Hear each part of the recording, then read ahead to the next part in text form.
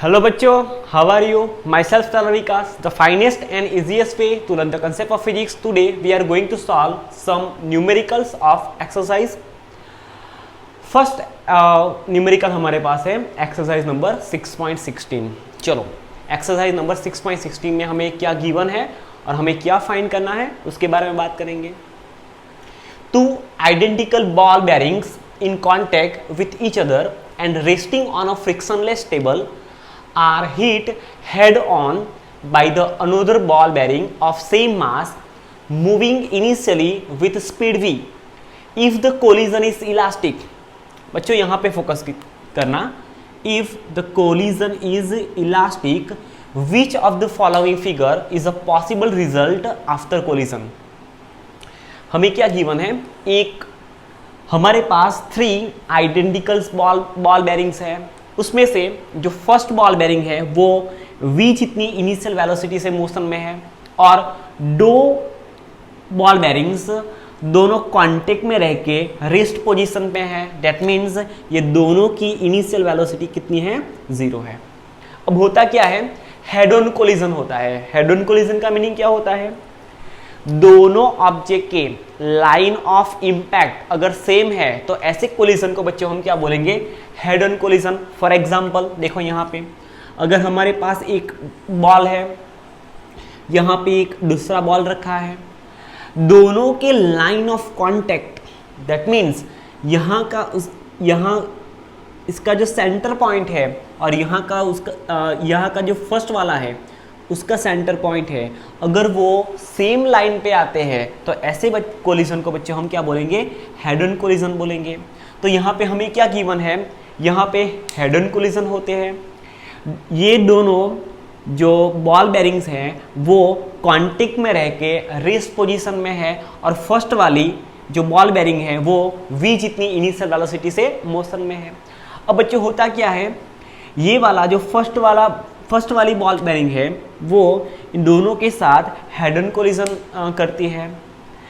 तो बच्चों एक बात ध्यान में रखना, जब भी हेड ऑन कोलिजन होता है तो सिस्टम की इनिशियल एनर्जी एंड सिस्टम की जो फाइनल एनर्जी है वो कैसी रहेगी, सेम रहेगी. That means in elastic collision the energy of the system remain conserved. ध्यान में रखना, अगर जब भी इलास्टिक कोलिजन होता है तब सिस्टम की जो एनर्जी है वो कैसी रहती है, कंजर्व रहती है. That means before collision what ever the energy of the system, that amount of energy of the system remains after collision. Okay, before collision system की जो भी कुछ एनर्जी होगी वो आफ्टर कोलिजन भी रहेगी. तो ऐसे कोलिजन को बच्चों हम क्या बोलेंगे, इलास्टिक कोलिजन बोलेंगे. तो देखो यहाँ पे अब हमें फाइंड करना है कौन सा रिजल्ट, हमें यहाँ पे 3 रिजल्ट गिवन है तो इनमें से कौन सा रिजल्ट पॉसिबल रिजल्ट है वो हमें यहाँ पे डिसाइड करना है. तो हम सबसे पहले कुछ कंसिडर कर लेते हैं. चलो सॉल्यूशन निकालते हैं. 2 identical ball bearings in contact with each other, यहाँ पे आपको दिख रहा है, and resting on a frictionless table. कैसे टेबल पे रखी है, फ्रिक्शनलेस टेबल पे रखी है. Are hit head on by another ball bearing of same mass. That means इन तीनों बॉल बेरिंग का मास कैसा होगा बच्चों, सेम होगा. सो यहाँ पे हम कुछ कंसिडर कर लेते हैं. Let mass of all the ball bearings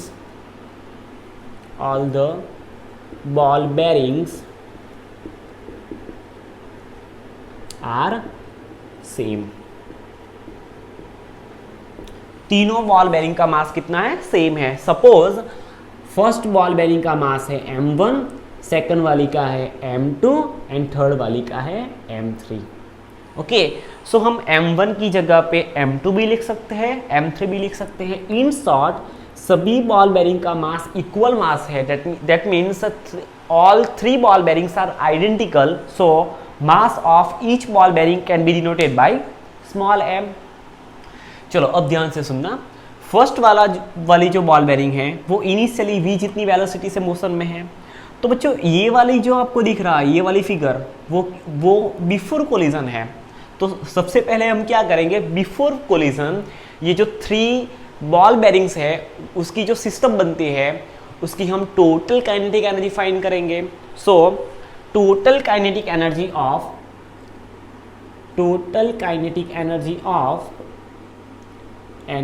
of system of 3 ball bearings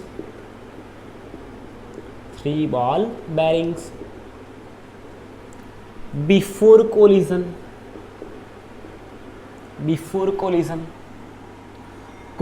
से पहले 3 बॉल बेरिंग्स की जो सिस्टम है उसकी टोटल काइनेटिक एनर्जी क्या होगी वो हम पहले फाइंड करते हैं। सो हम इनिशियल काइनेटिक एनर्जी को के ई इनिशियल से रिप्रेजेंट करेंगे। अब बच्चों देखो यहाँ पे जो सिस्टम है उसमें 3 आइडेंटिकल बॉल बेरिंग्स है। तो यहाँ पे हम लिख सकते हैं for the total kinetic energy of the system, kinetic energy of first ball bearing plus kinetic energy of second ball bearing plus kinetic energy of third ball bearing. Okay, this is a initial kinetic energy of the system of 3 ball bearings. So kinetic energy initial, that means initial kinetic energy of the system. चलो अब देखो ध्यान से, before collision ये जो first ball bearing है जिसका मास हमने m जितना कंसिडर किया वो इनिशियली v जितनी वेलोसिटी से मोशन में है। सो यहाँ से हम लिख सकते हैं with the help of formula to find kinetic energy, that means 1/2 mv², 1/2 m1 और फर्स्ट वाले का जो वेलोसिटी है उसको हमें गिवन है v जितनी, प्लस सेकंड वाले की 1/2 उसका मास क्या है m2 जितना है। बट बच्चों यहाँ पे देखो सेकंड वाली बॉल बेरिंग एंड थर्ड वाली जो बॉल बेरिंग है वो दोनों कांटेक्ट में है और रेस्ट पोजीशन में है on the table on a frictionless table. Okay, so velocity of second ball bearing is 0 because वो फ्रिक्शनलेस टेबल पे रेस्ट पोजीशन में है। If you talk about third one, so 1/2 m3 and वो भी rest पे है तो उसकी वेलोसिटी भी क्या होगी, 0 होगी। So initial kinetic energy of the system is 1/2, ये दोनों term 0 multiply by anything is equal to 0, that means ये दोनों टर्म कैंसल आउट हो जाएंगे। So we can write 1/2। और बच्चों यहाँ पे देखो all 3 ball bearings are identical to each other, so we can write m1 is equal to m2 is equal to m3 is equal to m. So instead of writing m1 we can write m, and velocity of first ball bearing, that is initial velocity of first ball bearing, that is v. So this is a first result, initial kinetic energy of the system. अगर हम यहाँ पे लिखना चाहते हैं तो लिख सकते हैं this is a initial kinetic energy of the system, और we can say kinetic energy of the system before collision, initial kinetic energy of system की इनिशियल काइनेटिक एनर्जी, और इसको हम ऐसा भी बोल सकते हैं kinetic energy of system before collision से पहले 3 बॉल बेरिंग्स की जो सिस्टम है उसकी टोटल काइनेटिक एनर्जी कितनी होगी, तो 1/2 mv² जितनी होगी। अब बच्चों ध्यान से सुनना, हमें यहाँ से 3 केसेस में कौन सा केस एप्रोप्रिएट और we can say possible result है वो डिसाइड करने के लिए, अगर इन तीनों केसों में से जिस केस में इन 3 बॉल बेरिंग्स की final kinetic energy initial kinetic energy जितनी ही होगी वो वाला रिजल्ट एप्रोप्रिएट और वी कैन से वो पॉसिबल रिजल्ट होगा। तो हमें क्या करना पड़ेगा, हमें इंडिविजुअली सभी केसेस के लिए after collision kinetic energy find करनी पड़ेगी। किसकी? The system of 3 identical ball bearings. So बात करते हैं आफ्टर कोलिजन की। दैट मीन्स आफ्टर कोलिजन हम काइनेटिक एनर्जी फाइंड करते हैं। So kinetic energy in first case, okay, final kinetic energy in first case is equal to kinetic energy of first ball bearing plus kinetic energy of second ball bearing plus kinetic energy of third ball bearing after collision. Okay, after collision के बाद क्या होता है, जो first वाली ball bearing है वो rest में आ जाती है और ये दोनों बॉल बेरिंग्स है जो एक दूसरे के साथ कांटेक्ट में है वो v/2 जितनी वेलोसिटी से मोशन में आ जाती है। सो यहाँ से हम लिख सकते हैं final kinetic energy of the system in first case is equal to, now the formula to find kinetic energy of the body, that is 1/2, and each ball bearings are identical, so mass of each ball bearings are equal and denoted by small m. So 1/2 m, velocity of first ball bearing वो 0 है because वो after collision वो rest position में आ जाती है। So instead of writing v1 we can write 0 square plus if we talk about second one, so 1/2 उसका भी मास v जितना m जितना है और वो आफ्टर कोलिजन v/2 जितनी वेलोसिटी से मोशन में आता है। So we can write v की जगह पे हम क्या लिखेंगे, v/2 whole square according to formula 1/2 mv² plus if we talk about third one, so 1/2 mass of each ball bearing remain same because all the ball bearings are identical, so we can write 1/2 m. Now after collision the velocity of third ball bearing is v/2, so we can write v/2 whole square. If we further simplify this step, so we can write kinetic energy of system after collision in first case, this first term becomes 0 because 0 square is equal to 0 and 0 multiplied by anything also becomes 0. So this term will be negligible. So we can write, if we talk about third term, so 1/2 m as it is. अब बच्चों ध्यान से सुनना, हम अगर इस square को remove करेंगे तो हम क्या लिख सकते हैं, v का स्क्वायर होगा v² एंड 1/2 का स्क्वायर होगा 1/2, दैट मीन्स 2 का स्क्वायर होगा डिनोमिनेटर पार्ट में 4 जितना। ओके, चलो plus if you talk about third term, so 1/2 as it is, M B as it is, v का स्क्वायर v² हो जाएगा एंड 1/2 का होल स्क्वायर हो जाएगा 1/4। अब बच्चों देखो यहाँ पे ये 1 टाइम है, ये सेकंड टाइम है। सो यहाँ से हम लिख सकते हैं kinetic energy of system after collision in first case is equal to 2 times half of m v² divided by 4। Okay, ये 1 time second time, that means 2 times 1/2 m v² by 4। ये 2 और ये 2 कैंसल आउट हो जाएगा। सो यहाँ पे हम लिख सकते हैं final kinetic energy of the system in first case. So kinetic energy I is equal to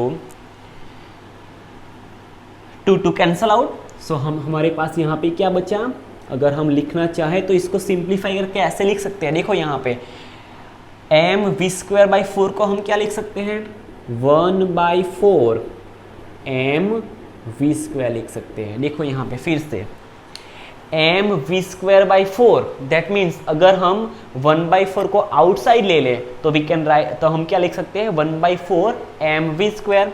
this is the kinetic energy of the system after collision in first case. So हमें यहाँ पे फर्स्ट केस के लिए first result मिला।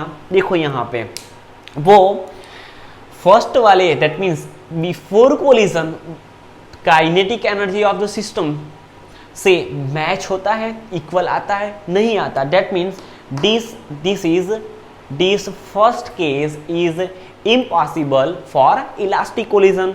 सो यहाँ पे हम लिख सकते हैं for elastic collision, for elastic collision, for elastic collision case 1 is not possible or we can say impossible। First case elastic collision के लिए पॉसिबल नहीं है। चलो अब बात करते हैं सेकंड केस की। यहाँ पे हम लिख लेते हैं, ये हो गया केस 1 के लिए, ये हो गया केस 1 के लिए।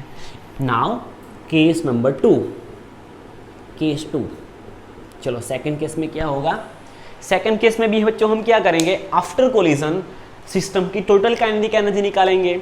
सो total kinetic energy of the system after collision in second case. So kinetic energy in second case is equal to kinetic energy of first ball bearing plus kinetic energy of second ball bearing after collision plus kinetic energy of third ball bearing after collision.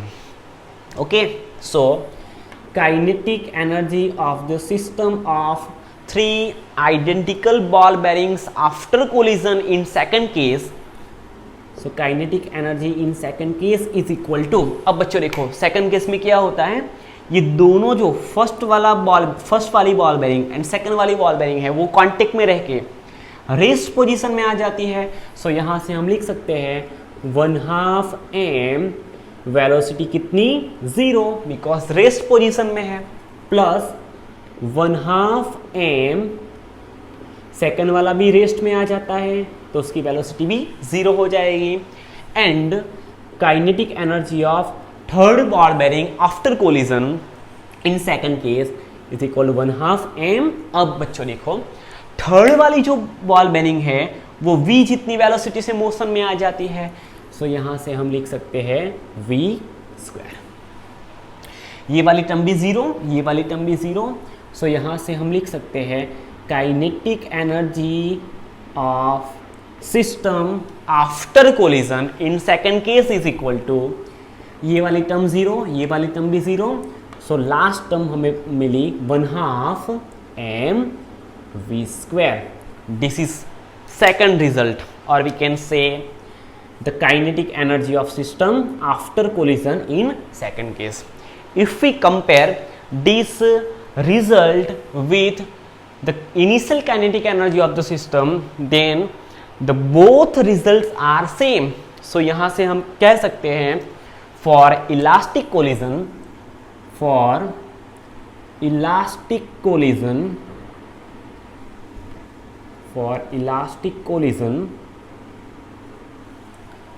case number 2,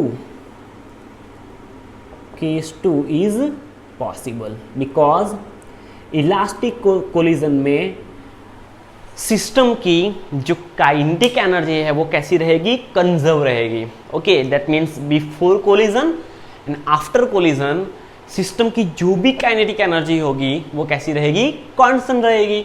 सो यहाँ से हम देख सकते हैं before collision तीनों ball bearing की जो system थी उसकी टोटल काइनेटिक एनर्जी हमें मिली 1/2 mv²।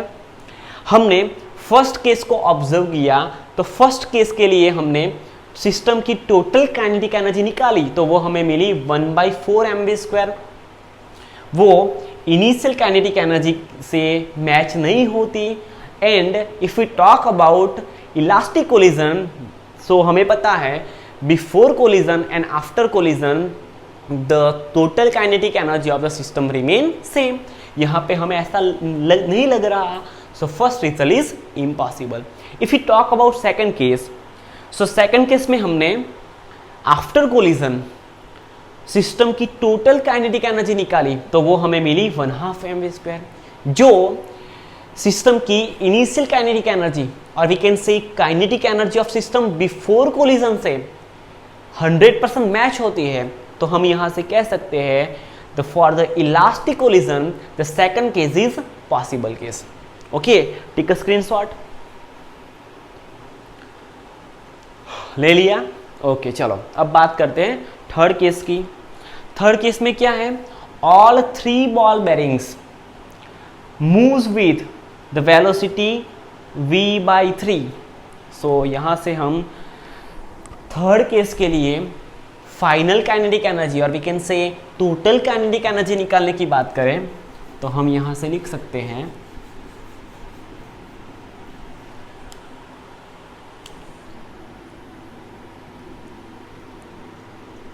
चलो देखो यहाँ पे kinetic energy of the system after collision in third case is equal to kinetic energy of the system, kinetic energy of first ball bearing after collision plus kinetic energy of second ball bearing after collision plus kinetic energy of third ball bearing after collision. लिखने की जरूरत नहीं है, हम directly यहाँ पे लिखते हैं। दो केस में ऐसा किया है, यहाँ पे हम लिखेंगे 1/2 m। अब बच्चों हमने यहाँ पे थर्ड फिगर में देखा कि तीनों बॉल बेरिंग्स क्वांटिक में रह के v/3 जितनी वेलोसिटी से मोशन करेगी, तो यहाँ पे हम फर्स्ट बॉल बेरिंग की वेलोसिटी क्या लिखेंगे, v/3 whole square plus 1/2 m। Second वाली भी सेम वेलोसिटी से मोशन करेगी, so we can write v/3 whole square.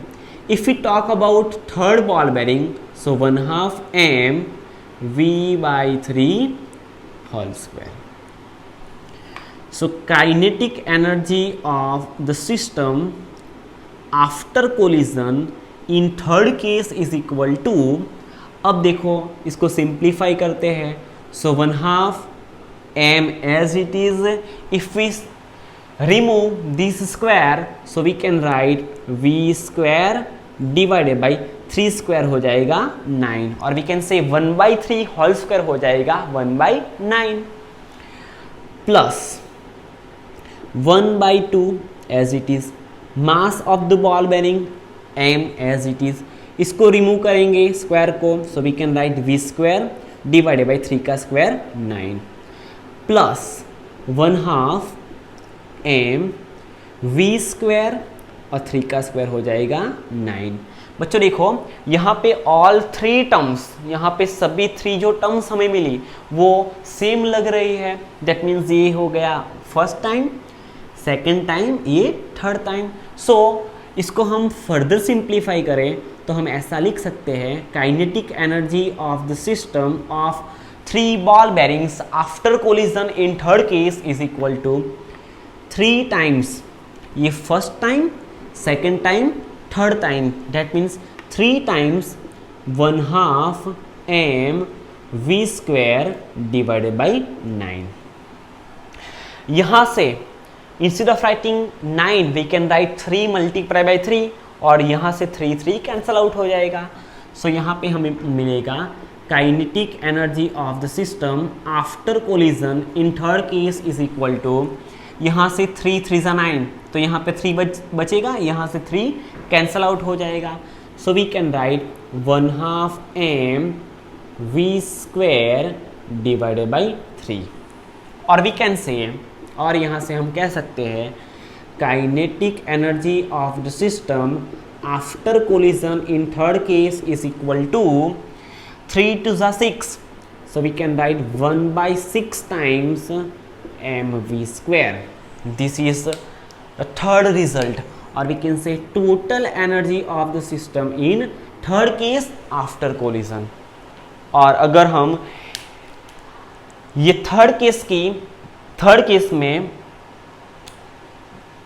System की total kinetic energy after collision को हम बिफोर कोलिजन वाली जो काइनेटिक एनर्जी है उससे कंपेयर करते हैं, तो दोनों रिजल्ट मैच नहीं होते, डेट मीन्स हम यहाँ पे कुछ रिजल्ट लिख सकते हैं। For elastic collision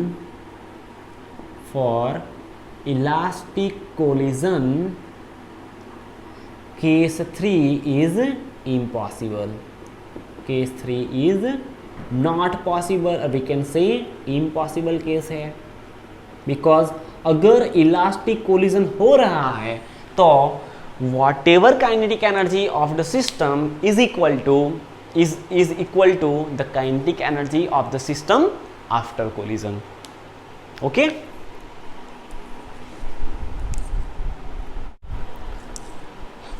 now we will solve exercise number 6.20.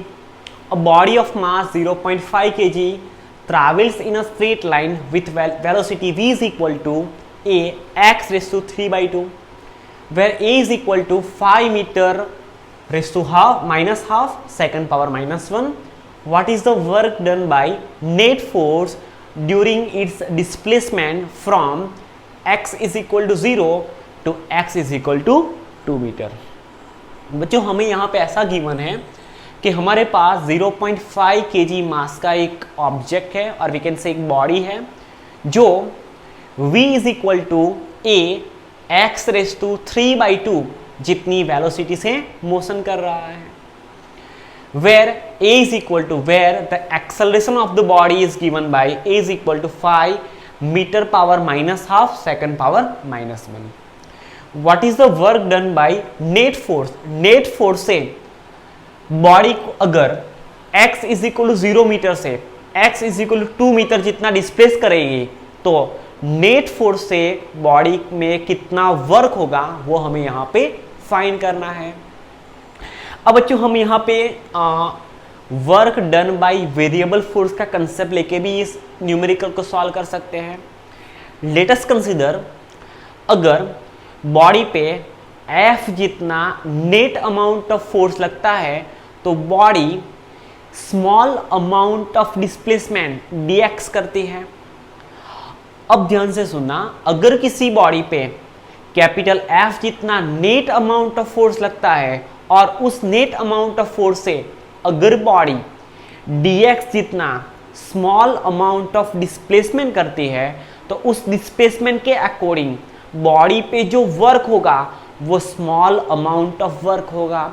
सो हम यहाँ पे लिख सकते हैं, if the body undergoes displacement small amount of displacement dx, then work done by force is denoted by W is equal to force into displacement, where dx is small amount of displacement and small amount of displacement के according से related जो work होगा वो भी small amount of work होगा, जिसको हम dw से डिनोट कर सकते हैं।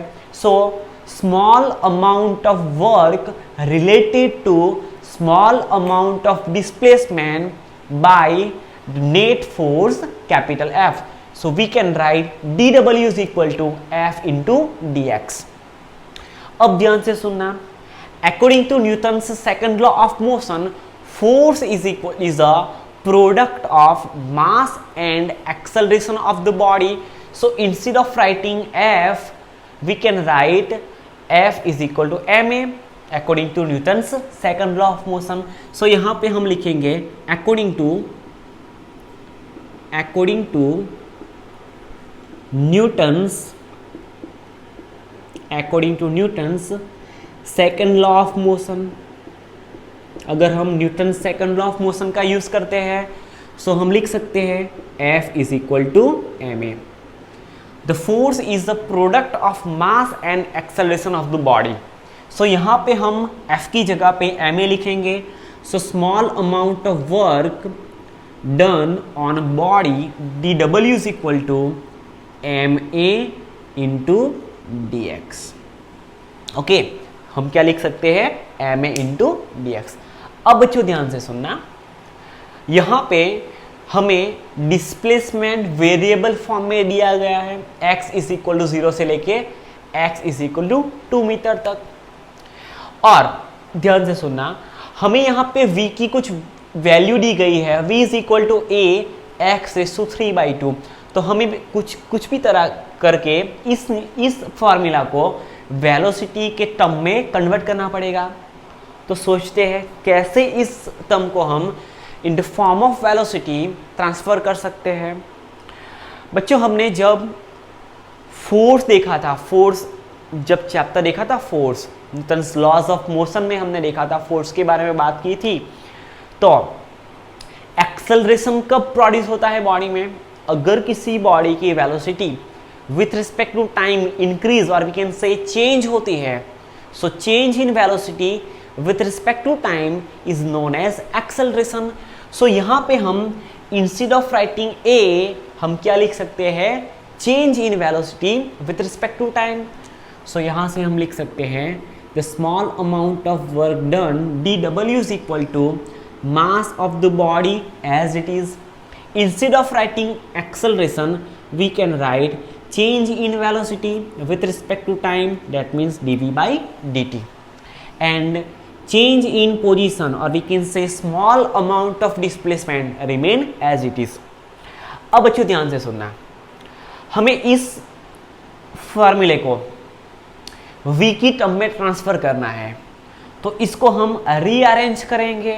तो रीअरेंज करने के लिए क्या करेंगे? देखो यहाँ पे small amount of work done dw is equal to mass of the body as it is. सबसे पहले हम dx को यूज करते हैं। सो हम लिख सकते हैं dx divided by dt and dv as it is. फिर से ध्यान से सुनना, हमने यहाँ पे dx by dt क्यों लिखा? Because we have to convert this equation in the form of velocity. Because हमें यहाँ पे वेलोसिटी का कुछ वेलोसिटी की कुछ फार्मूला गिवन है और वेलोसिटी की कुछ वैल्यू गिवन है जिसको हम यहाँ पे रख देंगे। तो यहाँ से हम लिख सकते हैं the small amount of work dw is equal to mass as it is. अब बच्चों ध्यान से सुनना, displacement of body with respect to time, अगर किसी बॉडी की position with respect to time change होती है तो वो बॉडी मोशन में होती है, ऐसा हम कह सकते हैं। एंड मोशन से रिगार्डिंग एक टर्म है जिसको हम क्या बोलेंगे? वेलोसिटी बोलेंगे, और वी कैन से स्पीड बोलेंगे। अगर हमें डायरेक्शन गिवन नहीं है तो हम उसको स्पीड बोलेंगे, बट अगर हमें बॉडी किस डायरेक्शन में मोशन में है अगर वो पता चल गई तो हम उसको स्पीड नहीं बल्कि वेलोसिटी बोलेंगे। सो यहाँ से हम change in displacement with respect to time को हम वेलोसिटी से डिनोट करेंगे, और we can say dx by dt is equal to velocity of body and change in velocity can be denoted by dv. Okay, अब ध्यान से सुनो, अगर हम स्मॉल अमाउंट ऑफ डिस्प्लेसमेंट से होने वाले सभी वर्क को अगर हम ऐड कर रहे हैं और वी कैन से अगर हम इंटीग्रेट कर दें तो हमें टोटल अमाउंट ऑफ वर्क मिल जाएगा। बॉडी को हम x is equal to 0 metre से लेके x is equal to 2 metre तक में infinite number of small displacement में कंसिडर कर ले, और स्मॉल डिस्प्लेसमेंट के रिलेटेड अगर हम स्मॉल अमाउंट ऑफ वर्क निकालें और सभी डिस्प्लेसमेंट से होने वाले जो छोटे छोटे वर्क है उस सभी वर्क को अगर हम इंटीग्रेट कर लेते हैं तो बॉडी को हम x is equal to 0 metre से लेके x is equal to 2 metre तक ले जाने में जो टोटल अमाउंट ऑफ वर्क लगेगा वो हम easily with the help of integration method find कर सकते हैं। तो यहाँ से हमें total amount of work find करने के लिए क्या करना पड़ेगा? Integrate on both side, integrate on both sides, हमें दोनों साइड्स पे इस फॉर्मूले को इंटीग्रेट करना पड़ेगा। सो यहाँ से हम लिख सकते हैं integration of dw is equal to integration of mv dv। Okay, हम क्या लिख सकते हैं? Integration of dw is equal to integration of mv dv। Both side पे, दोनों साइड पे हमने इंटीग्रेट किया to find the total work done in displacing the body from x is equal to 0 metre to x is equal to 2 metre. अब ध्यान से सुनना, अगर हम इंटीग्रेट कर देंगे, सभी वर्क को ऐड करेंगे, तो हमें टोटल वर्क मिलेगा जिसको हम W से डिनोट करते हैं। अब बच्चों मास of the body remain constant, जो हमें गिवन है 0.5 kg। सो यहाँ से जो टर्म कांस्टेंट है उसको हम यहाँ पे आउटसाइड ले लेंगे। अब बच्चों देखो यहाँ पे ये जो वेलोसिटी ऑफ द बॉडी है वो कांस्टेंट है कि नहीं है, तो देखो यहाँ पे v is equal to a x raised to 3/2 where a is constant 5 meter raised to -12 second power -1।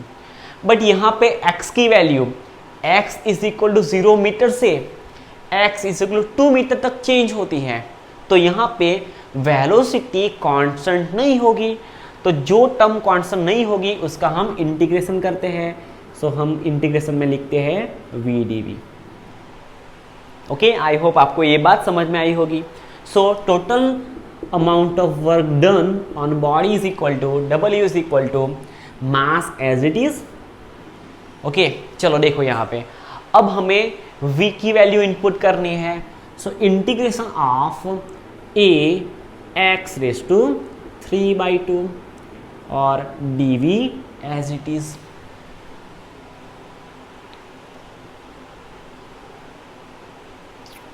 Okay, अब बच्चों देखो एक्चुअली हम अगर इसका देखने जाएं तो इंटीग्रेशन ऑफ m dv क्या हो जाएगा, v²/2 हो जाएगा। देखो यहाँ पे क्या हो जाएगा, v²/2। तो हम ऐसे भी फाइंड कर सकते हैं v² integration x raise to n dx। देखो यहाँ पे हमारे पास एक फॉर्मूला है, वी नो डैट, आप इसको याद रखना, we know that integration x raise to n dx is equal to, integration में टर्म ऐड होती जाएंगी। So we can write x raise to, इसका जो भी पावर है वो 1 टाइम इंक्रीज हो जाएगा और जो पावर बनेगा आफ्टर इंक्रीजिंग वो हम डिनोमिनेटर पार्ट में लिखते हैं। So integration x raise to n dx is equal to x raise to n+1 whole divided by n+1। So अगर हम इसको सिंप्लीफाई करेंगे v dv को, तो हम यहाँ पे क्या लिख सकते हैं, v² डिवाइडेड बाई 2। क्या लिख सकते हैं, v² डिवाइडेड बाई 2।